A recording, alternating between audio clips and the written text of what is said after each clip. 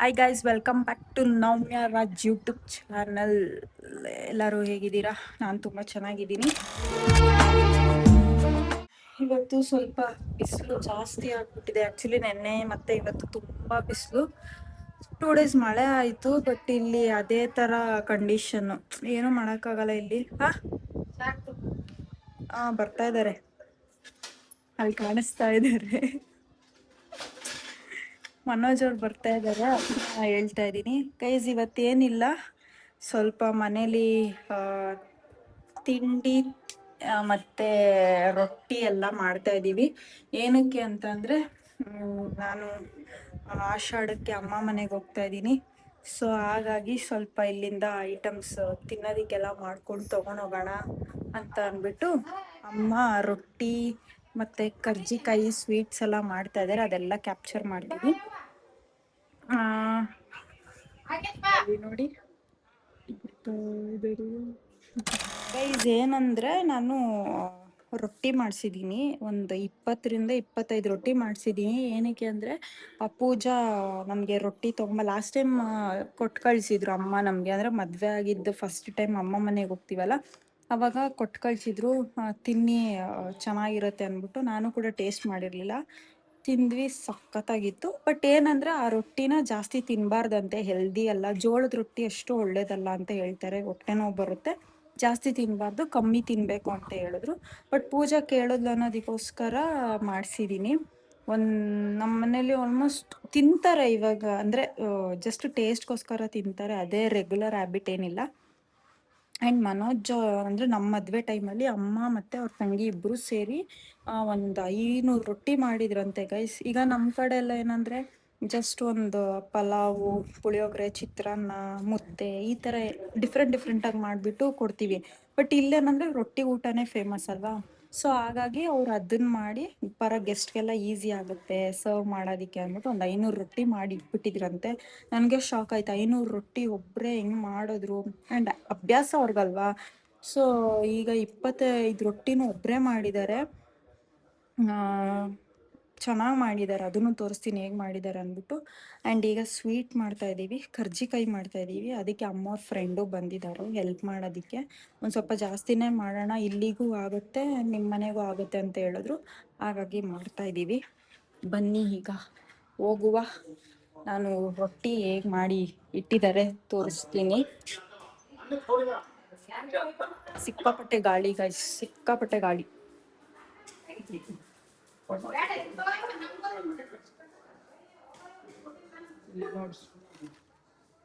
ಇದು ಸಜ್ಜಿ ರೊಟ್ಟಿ ಅಂತಾರೆ. ನನಗೂ ಇಲ್ಲಿ ಬಂದಮೇಲೆ ಇದೆಲ್ಲ ಗೊತ್ತಾಗಿತ್ತು, ನಂಗೆ ಮುಂಚೆ ಏನೂ ಗೊತ್ತಿರಲಿಲ್ಲ. ಇದನ್ನ ಈಗ ಎತ್ತಿಟ್ಟಿದ್ದಾರೆ, ಇದು ಎಷ್ಟು ದಿನ ಇಟ್ಟರು ಹಾಳಾಗಲ್ವಂತೆ. ಬಟ್ 20 ರೊಟ್ಟಿ ಅಲ್ವಾ, ಬೇಗ ಖಾಲಿ ಆಗ್ಬಿಡುತ್ತೆ. ಇದು ಪೂಜಾಗೋಸ್ಕರ ಮಾಡಿಸಿರೋದು ಅಷ್ಟೇ. ಈಗ ಬನ್ನಿ, ಅವ್ರ ಫ್ರೆಂಡ್ ಬಂದಿದ್ದಾರೆ, ಮಾಡೋಣ ಈಗ ಇದು ಕರ್ಜಿಕಾಯಿಗೆ ಫಿಲ್ ಮಾಡೋದಕ್ಕೆ ರೆಡಿ ಮಾಡ್ಕೊಳ್ತಾರ. ಅದೇನಕ್ಕೆ ಅಮ್ಮ ಇದಕ್ಕೆ ಹಾಕಕ್ಕೆ ಮಿಕ್ಸ್ ಮಾಡ್ತೀರಾ? ಎಳ್ಳು ಕೊಬ್ಬರಿ ಚಲೋ ಆಕೈತಿ ಕೂಡ ಹೆಸರು ನಂಗೆ ಮಾಡಿದ್ವಿ. ಮಿಕ್ಸ್ ಮಾಡ್ಕೊಂಡು ಏನಕ್ಕೆ ಎಳ್ಳು ಮಿಕ್ಸ್ ಮಾಡೋದು? ಇದಕ್ಕೆ ರುಚಿ ಬರ್ತೈತಿ, ಚಲೋ ಅನಿಸ್ತೈತಿ, ತಿನ್ನಕ್ಕೆ ರುಚಿ ಬರ್ತೈತಿ. ಟೇಸ್ಟ್ ಬರೋದಿಕ್ಕೆ ನಮ್ಮ ಬೆಂಗಳೂರಲ್ಲಿ ಇದು ಎಳ್ಳೆಲ್ಲ ಹಾಕಲ್ಲ. ಹೌದು, ಬರೀ ಕೊಬ್ಬರಿ, ಬೆಲ್ಲ ಆ ಥರ ಹಾಕ್ಬಿಟ್ಟು ಮಾಡ್ತಾರೆ. ಏಲಕ್ಕಿ ಹಾಕಿಲ್ಲ ಮಾಡಿ. ನಾನು ಎಷ್ಟೊತ್ತು ತಿಳ್ಕೊಬೇಕು? ಈಗ ನಾನು 1 ತಿಂಗಳು ಆಷಾಢಕ್ಕೆ ಹೋಗ್ತೀನಲ್ಲ, ಹಿಂಗನ್ಸುತ್ತೆ ನಿಮಗೆ? ಆರಾಮಾಗಿರ್ತೀರಾ, ಬೇಜಾರಾಗಿರ್ತೀರಾ? ಆರಾಮಾಗಿರ್ತೀನಿ. ಆವತ್ತು ಇವರ ಮುಖದಲ್ಲಿ ಒಂದು ತೇಜಸ್ಸನ್ನು ನೋಡಿದೆ, ಏನನ್ನು ಸಾಧಿಸಿರೋ ಸಂತೋಷ. ನಿಜ ನಿಜ ನಿಜ, ಇಷ್ಟೇ ಅಲ್ಲ, ನಿಜ ಹೇಳ್ಬೇಕು. ನಿಜ. ಆರಾಮಾಗಿರ್ತಾರಂತೆ 1 ತಿಂಗಳು. ಒಂದು ಫೋನ್ ಮಾಡಂಗಿಲ್ಲ, ಒಂದು ಮೆಸೇಜ್ ಮಾಡಂಗಿಲ್ಲ. ಆಯ್ತು, ನೋಡೋಣ ಮುಂದೆ ಏನು ಫೋನ್ ಮೆಸೇಜ್. ನಿಜವಾಗ್ಲೂ ಹ್ಯಾಪಿಯಾಗಿರ್ತೀರಾ? ಇರ್ತೀನಿ ಆರಾಮಾಗಿ. ಗೈಸ್ ಇಲ್ಲ, ಅವರು ಬಂದೇ ಬರ್ತಾರೆ.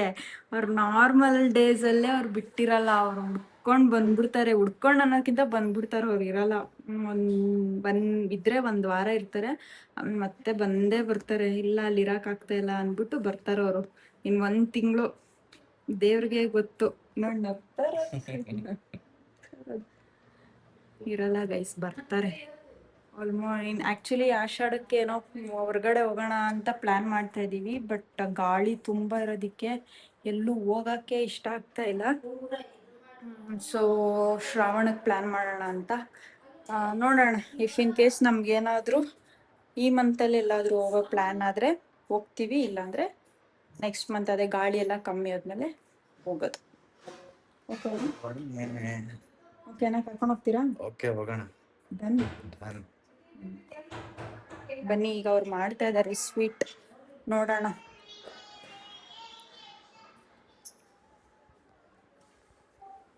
ಇದು ಹಿಟ್ಟು ಕಮ್ಮಿ ಆಗುತ್ತೆ ಅಂತ ಆಂಟಿ ಈಗ ಇದನ್ನ ಕಲಿಸ್ಕೊಂತ ಇದಾರೆ. ನೀವೇನ್ ಮಾಡ್ತಾ ಇದೀರಾ ಅಲ್ಲಿ? ಕರ್ವ ಇಟ್ಕೊಂಡ್ರು ಕರುಬ್ ಕರಿಯಕ್ಕ. ನಮ್ಮ ಅಮ್ಮವರ ಫ್ರೆಂಡ್ ಕರ್ಜಿಕಾಯಿ ಮಾಡೋದಿಕ್ಕೆ ಈಗ ಮಾಡ್ಕೊಂಡು ನೋಡಿ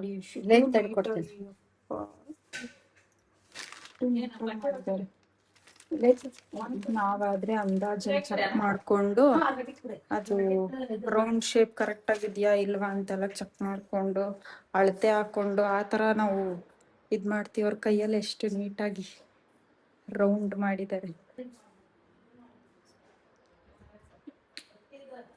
ಟಿವಿ ಆಫ್ ಮಾಡ್ರಿ.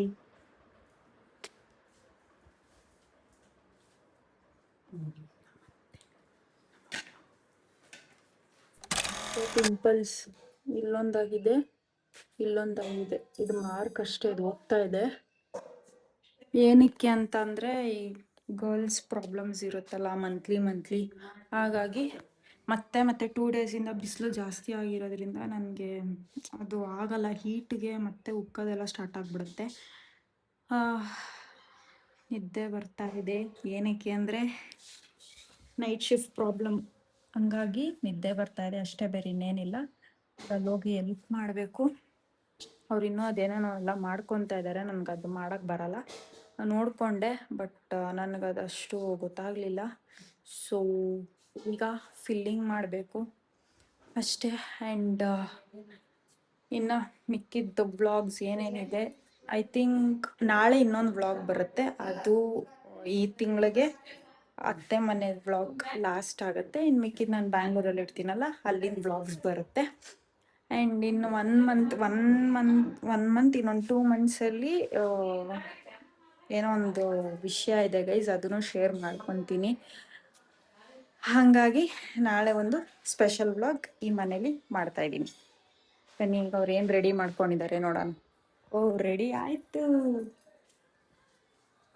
ಈಗ ಇದು ಫಿಲ್ಲಿಂಗ್ ಮಾಡ್ಕೊತಾ ಇದ್ದಾರೆ. ಸೇಮ್ ಮೊನ್ನೆ ಕರ್ಜಿಕಾಯಿ ಅದು ಇದು ಮಾಡಿದ್ನಲ್ಲ, ಹೂರ್ಣ ಹಾಕ್ಬಿಟ್ಟು ಅದೇ ಥರನ ಇದನ್ನು ಇವಾಗ? ಅದು ಮ್ಯಾತ್ಗಾಗತ್ತೆ, ಇದು ಕರ್ಚಿಕಾಯಿ ಕುರ್ಕುರು ಅಂತ. ಏನಾಗುತ್ತೆ? ತಿನ್ನಾಕ ಅಂದ್ರೆ ಅದು ಹೂರ್ಣ ಹಾಕ್ಬಿಟ್ಟು ಫಿಲ್ಲಿಂಗ್ ಮಾಡ್ತಾರೆ. ಇದು ಪುಡಿ ಅಲ್ವಾ, ಸ್ವಲ್ಪ ಕ್ರಿಸ್ಪಿ ಆಗಿರುತ್ತೆ, ಕರುಮ್ ಅನ್ನತ್ತೆ ಅಂತ ಹೇಳ್ತಾ ಇದಾರೆ ಆಂಟಿ. ಇದಕ್ಕೆ ನಾವೇನ್ ಮಾಡ್ತೀವಿ ಗೊತ್ತಾ, ಇದು ಬರುತ್ತೆ ಗೊತ್ತಾ ಆಂಟಿ, ಏನೋ ಅದು ಅದ್ರೊಳಗಡೆ ಇಟ್ಟಿಂಗೆ ಪ್ರೆಸ್ ಮಾಡಿ ಆತರ. ಇವ್ರು ನೋಡಿ ಕೈಯಲ್ಲಿ ಎಷ್ಟು ನೀಟಾಗಿ ಮಾಡಿದ್ದಾರೆ. ನಾವಾದ್ರೆ ಅದನ್ನ ಅಂಗಡಿಗೆ ಹೋಗಿ ಹುಡ್ಕೊಂಡೋಗಿ ತಗೊಂಬಂದು, ಅದು ನೀವ್ ಯೂಸ್ ಮಾಡಲ್ವಾ? ಕೈಯಲ್ಲೇ ಆಲ್ಮೋಸ್ಟ್ ಮಾಡಿ ಎಷ್ಟು ಚೆನ್ನಾಗಿ ಮಾಡಿದ್ದಾರೆ ನೋಡಿ. ಈಗ ನಾನು ಮಾಡ್ತೀನಿ, ನೋಡುವ ಹೇಗ್ ಬರುತ್ತೆ ಅಂತ. ನಮ್ಮಮ್ಮ ಅಂದ್ರೆ ನಮ್ಮ ಅತ್ತೆ ಲಟ್ಟಿಸ್ತಾ ಇದ್ದಾರೆ. ಇಷ್ಟು ಸಣ್ಣಕ್ಕಿದೆ ಇಟ್ಟು, ಪೇಪರ್ ತರ. ದಪ್ಪ ಇದ್ರೆ ಅದ್ ನೀಟಾಗಿ ಮಾಡಕ್ಕಾಗಲ್ಲ, ಇಷ್ಟು ಸಣ್ಣ ಇರ್ಲೇಬೇಕಲ್ಲ. ನೋಡಿ ಆಗ್ಲೇ 4 ಮಾಡಿದಾರ ಆಂಟಿ. ಇಲ್ಲಿ ಅಮ್ಮ ಲಟ್ಟಿಸ್ತಾ ಇದ್ದಾರೆ. ನಾನು ಫಿಲ್ಲಿಂಗ್ ಮಾಡಬೇಕು. ಫಸ್ಟ್ ಅವ್ರು ಸ್ವಲ್ಪ ಮಾಡಿಬಿಡ್ಲಿ, ಆಮೇಲೆ ನಾನು ಮಾಡ್ತೀನಿ. ಸ್ಟಾರ್ಟಿಂಗೇ ಮಾಡಿಬಿಟ್ರೆ ಹಾಳಾಗುತ್ತೆ ಅಂತ ನನಗೆ ಭಯ. ಅದಕ್ಕೆ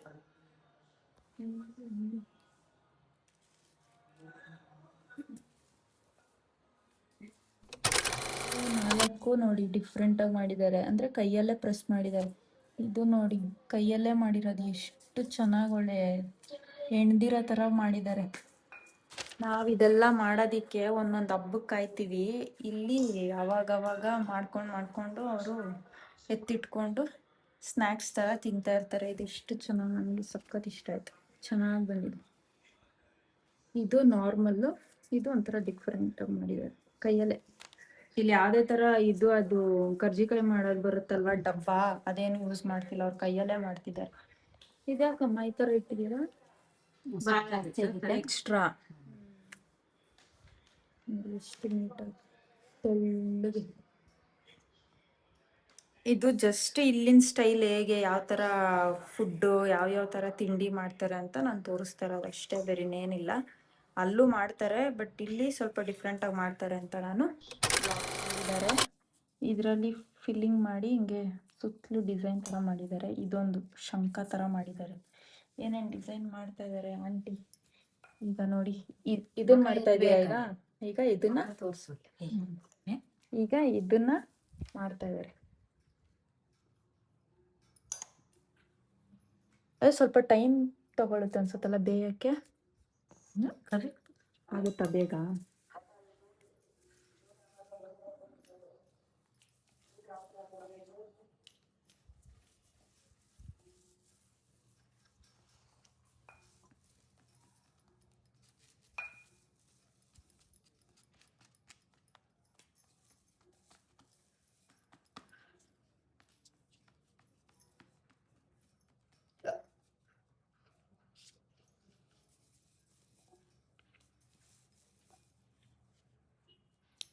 ಹಿಟ್ಟು ತೆಳ್ಳಗೆ ತೀಡ್ಕೊಂಡಷ್ಟು ಬೇಗ ಚೆನ್ನಾಗಿ ಬೇಯುತ್ತೆ ಬೇಗ.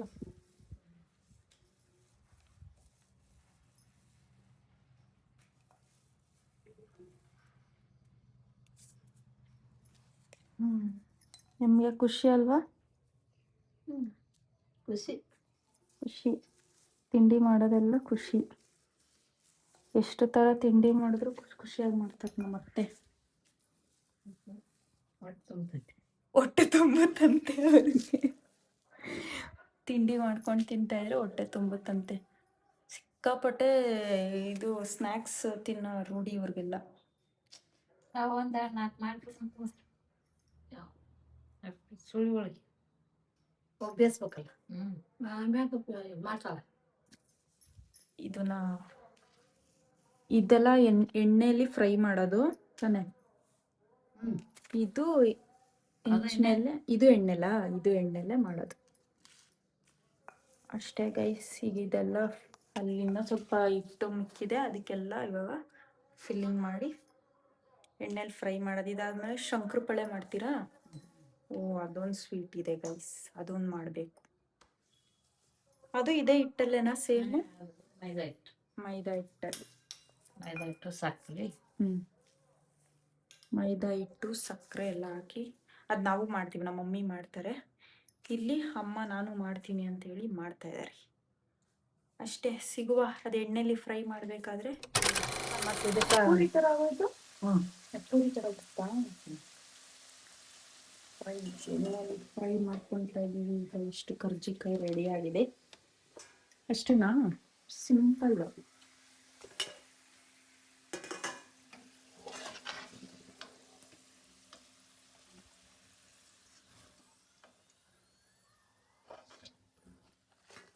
ಫ್ರೈ ಮಾಡ್ಕೊಳ್ತಾ ಇದ್ದೀವಿ.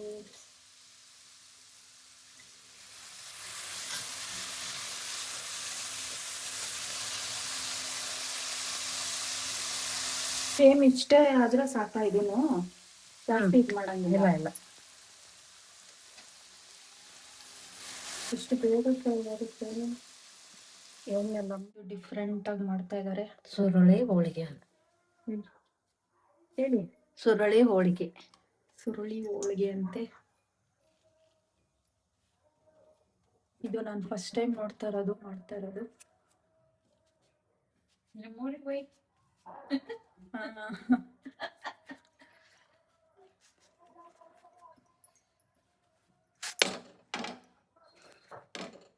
ಜಸ್ಟ್ ಈ ಥರ ಬೇಯಿಸ್ಕೊಂಡು ಅಷ್ಟೇ. ಇದೇನು ಎಣ್ಣೆಲಿ ಫ್ರೈ ಮಾಡಂಗಿಲ್ಲ.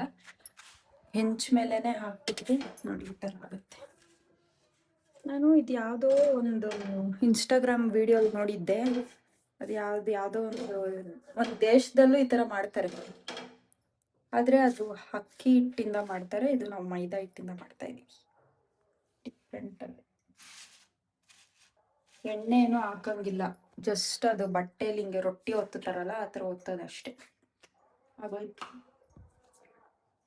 ನೋಡಿ, 2 ಆಗಿದೆ ಅಷ್ಟೇನಾ? ಇನ್ನೇನಾದ್ರೂ ತರ ಇದೆಯಾ ನಿಮ್ದು? ಇಲ್ಲ ಆತು. ಅಷ್ಟೇ. 4 ಥರ ಮಾಡಿದ್ದಾರೆ ಈಗ. ಒಂದು ನಾರ್ಮಲ್ ಕರ್ಜಿಕಾಯಿ, ಇನ್ನೊಂದು ಅದು ರೌಂಡ್ದು, ಇನ್ನೊಂದು ಅದು ಒಂಥರ ಶಂಕ ಟೈಪು, ಮತ್ತು ಈಗ ಸುರುಳಿ ಹೋಳಿಗೆ ಅಷ್ಟೇ. ಇದನ್ನ ಸ್ವಲ್ಪ ಇಲ್ಲೂ ಇಟ್ಟು ಇನ್ನು ಸ್ವಲ್ಪ ನಮ್ಮ ಮನೆಗೆ ಮಾಡ್ತಾ ಇರೋದು ಇದು. ಇಷ್ಟೇ ಗೈಸ್. ಈಗ ಅದೆಲ್ಲ ಮಾಡಾದ್ಮೇಲೆ ಲಾಸ್ಟ್ ಫೈನಲ್ ಹೇಗೆ ಬಂದಿದೆ ಅಂದ್ಬಿಟ್ಟು ತೋದ್ರೆ, ಯಾರೊಬ್ರು ಕಾಮೆಂಟ್ ಮಾಡಿದ್ರು, ನಾನು ಲಾಸ್ಟಲ್ಲಿ ಹೇಳ್ತೀನಿ ಅಂತ ಹೇಳಿದ್ನಲ್ಲ. I seriously don't know. ನಾನು ಅದಕ್ಕೆ ರಿಪ್ಲೈ ಮಾಡಬೇಕು ಅಂತ ಏನು ನಾನು ಹೇಳ್ತಾ ಇಲ್ಲ. ಒಂದು ನೆಕ್ಸ್ಟ್ ಟೈಮ್ ಏನಾದರೂ ಕಾಮೆಂಟ್ ಮಾಡಬೇಕಾದ್ರೆ ನೋಡ್ಕೊಂಡು ಕಾಮೆಂಟ್ ಮಾಡಿ ಅಂತ ಹೇಳೋದಕ್ಕೋಸ್ಕರ ನಾನು ಹೇಳ್ತಾ ಇದ್ದೀನಿ. ನಾನು ಮಂತ್ರಾಲಯ ವಿಡಿಯೋ ಹಾಕಿದ್ದೆ, ಯಾರೋ ಒಬ್ಬರು 2 ಕಮೆಂಟ್ ಮಾಡಿದ್ದಾರೆ. ಅದರಲ್ಲಿ ಒಬ್ಬರು ಡೌಟ್ ಇತ್ತೇನೋ, ಹಾಗಾಗಿ ಕೇಳಿರೋದಕ್ಕೆ ಏನಕ್ಕೆ ಇನ್ವಿಟೇಷನ್ ಕಾರ್ಡ್ಸ್ನ ನೀರಲ್ಲಿ ಬಿಡ್ತಾ ಇದ್ದೀರಾ ಅಂತ. ಈಗ ಇನ್ವಿಟೇಷನ್ ಕಾರ್ಡ್ಸ್ ನಾವು ಏನಕ್ಕೆ ನೀರಲ್ಲಿ ಈಗ ಬಿಡ್ತಾ ಇದ್ದೀವಿ ಅಂತ ಅಂದರೆ, ಅದನ್ನು ನಾವೆಲ್ಲೂ ರೋಡಲ್ಲಿ ಬಿಸಾಕೋಕ್ಕಾಗಲ್ಲ, ಮತ್ತೆಲ್ಲೋ ಕಸದಲ್ಲಿ ಹೋಗಿ ಹಾಕೋದಕ್ಕಾಗಲ್ಲ, ಅದು ತಪ್ಪು. ಬಿಕಾಸ್ ಅದರಲ್ಲಿ ಕೆಲವೊಂದು ನಮ್ದು ಇನ್ಫಾರ್ಮೇಷನ್ಸ್ ಎಲ್ಲ ಇರುತ್ತಲ್ವ. ಸೊ ಹಾಗಾಗಿ ಅಲ್ಲಿ ಹಾಕೋದು ತಪ್ಪು. ಆ್ಯಂಡ್ ದೊಡ್ಡವರು ಮನೇಲಿ ಏನು ಹೇಳ್ತಾರೆ ಅದನ್ನು ನಾವು ಕೇಳಲೇಬೇಕು. ದೊಡ್ಡವರು ಹೊಳೇಲಿ ಬಿಡಿ ಅಂತ ಹೇಳಿದ್ಮೇಲೆ ನಾವು ಅದು ತೊಗೊಂಡೋಗಿ ನಾವು ಹೊಳೆಲೇ ಬಿಡಬೇಕು. ಹಂಗಂದ್ಬಿಟ್ಟು ಬಿಡೋರೇನೋ ಹೇಳ್ತಾ ಇದ್ದಾರೆ ಅಂದ್ಬಿಟ್ಟು ನಾನು ತೊಗೊಂಡೋಗಿ ಡಸ್ಟ್ಬಿನ್ಗೆ ಹಾಕೋದು, ಕಸದಲ್ಲಿ ಹಾಕೋದು, ಅದು ತಪ್ಪು. ಯಾಕಂದರೆ ವೆಡ್ಡಿಂಗ್ ಕಾರ್ಡ್ ಅಂತ ಬಂದರೆ ಅದು ದೇವ್ರ ಥರ ಅಲ್ವಾ. ಅದೊಂಥರ ಕೈ ಮುಕ್ಕೊಂತೀವಿ ಅದನ್ನು, ಎಲ್ಲಂದ್ರಲ್ಲೇ ಬಿಸಾಕೋಕ್ಕಾಗಲ್ಲ. ಸೊ ಹಾಗಾಗಿ ಅದನ್ನು ಹೊಳೇಲಿ ಬಿಟ್ವಿ. ಸೆಕೆಂಡ್ ಪರ್ಸನ್ನು ವಿಡಿಯೋ ಮಾಡೋದಕ್ಕೋಸ್ಕರನೇ ದೇವಸ್ಥಾನಕ್ಕೆ ಹೋಗಿದ್ಯಾ ನೀನು ಅಂತ ಕಮೆಂಟ್ ಮಾಡಿದರು. ಅವರು ಈ ವ್ಲಾಗ್ ನೋಡ್ತಿದ್ರೆ ನಿಮಗೆ ಹೇಳ್ತಾ ಇರೋದು, ಈ ಕಾಮೆಂಟ್ ನೀವು ಹಾಕಿರೋರಿಗೆ ಹೇಳ್ತಾ ಇರೋದು. ನಂದು ಓಲ್ಡ್ ವಿಡಿಯೋಸ್ ನೀವು ನೋಡಿದರೆ ನಿಮಗೆ ಗೊತ್ತಾಗುತ್ತೆ. ಈಗ ವ್ಲಾಗ್ ಮಾಡ್ತಾ ಇದ್ದೀವಿ ಅಂತ ಅಂದಮೇಲೆ ಪ್ರತಿಯೊಂದೂ ನಾವು ಅಪ್ಡೇಟ್ ಮಾಡಲೇಬೇಕು. ಆ್ಯಂಡ್ ಅದೇ ಕೂಡ ಕಾಂಟೆಂಟ್ ಆಗಿರುತ್ತೆ. ನಾನು ರಾಘವೇಂದ್ರ ಸ್ವಾಮಿಗೆ ಪೂಜೆ ಮಾಡ್ತಿರೋದ್ರಿಂದ ನಾನು ಮಂತ್ರಾಲಯ ಹೋಗ್ಬೇಕಂತ ತುಂಬ ದಿನದಿಂದ ಅಂದ್ಕೊಂಡಿರೋದಕ್ಕೆ ನಾನು ಅಲ್ಲೋಗಿ ನಾನು ವ್ಲಾಗ್ ಮಾಡಲೇಬೇಕು. ಆ್ಯಂಡ್ ಅದೇ ಈಗ ನನಗೆ ಕಾಂಟೆಂಟ್ ಕ್ರಿಯೇಟರ್ ಆಗಿರೋದ್ರಿಂದ ಈಗ ನನಗೆ ಅದೇ ಕೆಲಸ ಆಯಿತಾ. ವಿಡಿಯೋ ಮಾಡೋದಕ್ಕೋಸ್ಕರನೇ ಅಲ್ಲೋಗಿದ್ದು. ಈಗ ತುಂಬ ಜನ ವ್ಲಾಗ್ಸ್ ಮಾಡ್ತಾ ಇದ್ದಾರೆ, ಅವರು ಕೂಡ ಪ್ರತಿಯೊಂದು ಕಡೆ ಪ್ಲೇಸಸ್ ವಿಸಿಟ್ ಮಾಡಿದ್ದೆಲ್ಲ ವ್ಲಾಗ್ ಮಾಡಾಕ್ತಾರೆ. ಅದ್ಯಾಕೆ ಕಮೆಂಟ್ ಆಗಲ್ಲ ಅಂತ ನನಗೆ ಅರ್ಥ ಆಗಿಲ್ಲ. ಸೊ ನೆಕ್ಸ್ಟ್ ಟೈಮ್ ಕಾಮೆಂಟ್ ಮಾಡಬೇಕಾದ್ರೆ ವಿಡಿಯೋ ಮಾಡೋದಕ್ಕೋಸ್ಕರನೇ ನೀನು ಅಲ್ಲೋಗಿದ್ಯಾ ಇಲ್ಲೋಗಿದ್ಯಾ ಅದಲ್ಲ. ನಾವು ವಿಡಿಯೋ ಮಾಡೋದಕ್ಕೋಸ್ಕರನೇ ಅಲ್ಲಿ ಹೋಗ್ತೀವಿ ಅಂದರೆ ದಟ್ ಈಸ್ ಕಾಂಟೆಂಟ್ ಆಯಿತಾ. ಹಾಗಾಗಿ ನಾವು ವಿಡಿಯೋ ಮಾಡಿ ಹಾಕಿದ್ದೀನಿ. ಎಸ್ಪೆಷಲಿ ದೇವಸ್ಥಾನದಲ್ಲಿ ಎಲ್ಲರಿಗೂ ಗೊತ್ತಿರುತ್ತೆ ರೂಲ್ಸು. ದೇವಸ್ಥಾನದಲ್ಲಿ ಯಾರು ಮೊಬೈಲ್ನ ಯೂಸ್ ಮಾಡೋಂಗಿಲ್ಲ, ದೇವ್ರ ಮೂರ್ತಿನ ನಾವು ವಿಡಿಯೋ ಮಾಡೋಂಗಿಲ್ಲ, ಒಳಗಡೆ ಫೋಟೋಸ್ ಯೂಸ್ ಮಾಡೋಂಗಿಲ್ಲ, ಮೊಬೈಲೇ ಫಸ್ಟ್ ಆಫ್ ಆಲ್ ಯೂಸ್ ಮಾಡೋಂಗಿಲ್ಲ. ಸೊ ಅಲ್ಲಿ ಎಷ್ಟೆಷ್ಟಾಗುತ್ತೆ ನಾನು ಅಷ್ಟು ಕ್ಯಾಪ್ಚರ್ ಮಾಡಿ ನಾನು ಬ್ಲಾಗ್ ಹಾಕಿದ್ದೀನಿ. ಅವ್ರಿಗಾಗಿ ಈ ಕಾಮೆಂಟ್ ಹಾಕಿರೋರಿಗೆ ಇದು ರಿಪ್ಲೈ, ಬೇರೆ ಯಾರಿಗೂ ಅಲ್ಲ. ಯೂಶ್ವಲಿ ನನ್ನ ವ್ಲಾಗ್ಸಿಗೆ ಯಾರೂ ಕಾಮೆಂಟ್ ಹಾಕಲ್ಲ. ಆ್ಯಂಡ್ ಹಾಕಿದ್ರೆ ಯಾರೋ ಒಬ್ಬರೋ ಇಬ್ಬರೋ ಹಾಕ್ತೀರಾ. ಅದರಲ್ಲಿ ನನಗೆ ಇವರೊಬ್ರಿಗೆ ನನ್ನ ಕಾಮೆಂಟ್ಗೆ ನಾನು ರಿಪ್ಲೈ ಮಾಡಬೇಕಾಗಿರೋ ಅನಿವಾರ್ಯ ಬಂತು. ಹಾಗಾಗಿ ನಾನು ರಿಪ್ಲೈ ಮಾಡ್ತಾಯಿದ್ದೀನಿ. ಈಗ ಎಲ್ಲರೂ ವ್ಲಾಗರ್ಸ್ ಯಾರ್ಯಾರು ವಿಡಿಯೋ ಮಾಡ್ತಾ ಇದ್ದಾರೆ ಅವರೆಲ್ಲರೂ ಕೂಡ ಅವ್ರವ್ರ ವ್ಲಾಗ್ ಕಂಟೆಂಟ್ ಹೇಗಿದೆ ಅಂದ್ಬಿಟ್ಟು ಅವರು ವಿಡಿಯೋ ಮಾಡಿ ಹಾಕ್ತಾ ಇರೋದು. ಅದೇ ಥರ ನಾನು ಕೂಡ ಹಾಕಿರೋದು. ಸೊ ನೆಕ್ಸ್ಟ್ ಟೈಮ್ ಕಾಮೆಂಟ್ ಮಾಡಬೇಕಾದ್ರೆ ಯೋಚನೆ ಮಾಡಿಬಿಟ್ಟು ಕಾಮೆಂಟ್ ಹಾಕಿ. ಇದೆ ಶಂಕರಪಳೆ ಇನ್ನೂ ಒಂದು ಬಾಕ್ಸ್ ಮಾಡಿದ್ದಾರೆ. ಇಷ್ಟಷ್ಟೇ ಇವಾಗ ನಾವು ಎತ್ಕೊಂಡು ಹೋಗೋದು. ಇಷ್ಟು ಸಣ್ಣ ಸಣ್ಣ ಮಾಡಿದ್ದಾರೆ, ಚೆನ್ನಾಗಿದೆ ಗೈಸ್. ಟೇಸ್ಟು ಕೂಡ ನಾನು ತಿಂದು ನೋಡಿದೆ. ಲೈಕ್ ನಾನು ಲಾಗಿನ್ ಆಗಬೇಕಿತ್ತಲ್ಲ, ಸೊ 1 hour ಮುಂಚೆ ಮಲಗಿಬಿಡೋಣ, ಆಮೇಲೆ ಮತ್ತೆ ನೈಟ್ ಎಲ್ಲ ಕೆಲಸ ಮಾಡಬೇಕಾಗುತ್ತೆ ಅಂದ್ಬಿಟ್ಟು ಆವಾಗಲೇ ಒಂಚೂರು ಟೇಸ್ಟ್ ಮಾಡಿ ನೋಡಿದೆ. ಸಖತ್ತಾಗಿತ್ತು ಕರ್ಜಿಕಾಯಿ. ಶಂಕರಪಳೆ ಬಿಸಿ ಇನ್ನೂ ಹಂಗೆ ಇದೆ.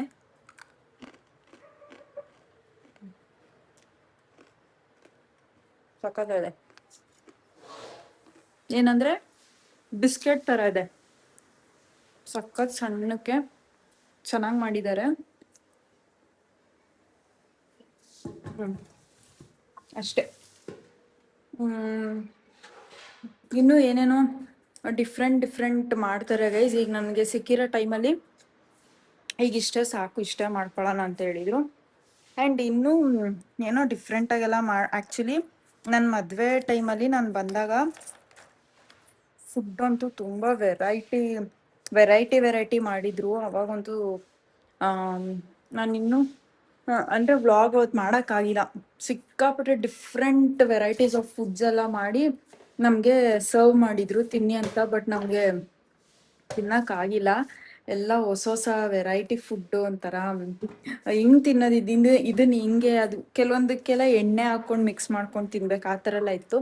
ಸೊ ನಮಗೆ ಟಯರ್ಡ್ ಆಗಿದ್ದರಿಂದ ಅವತ್ತೇನು ಟೇಸ್ಟ್ ಮಾಡೋಕ್ಕಾಗಿಲ್ಲ ಸರಿಯಾಗಿ. ಅಷ್ಟೇ ಗೈಸ್.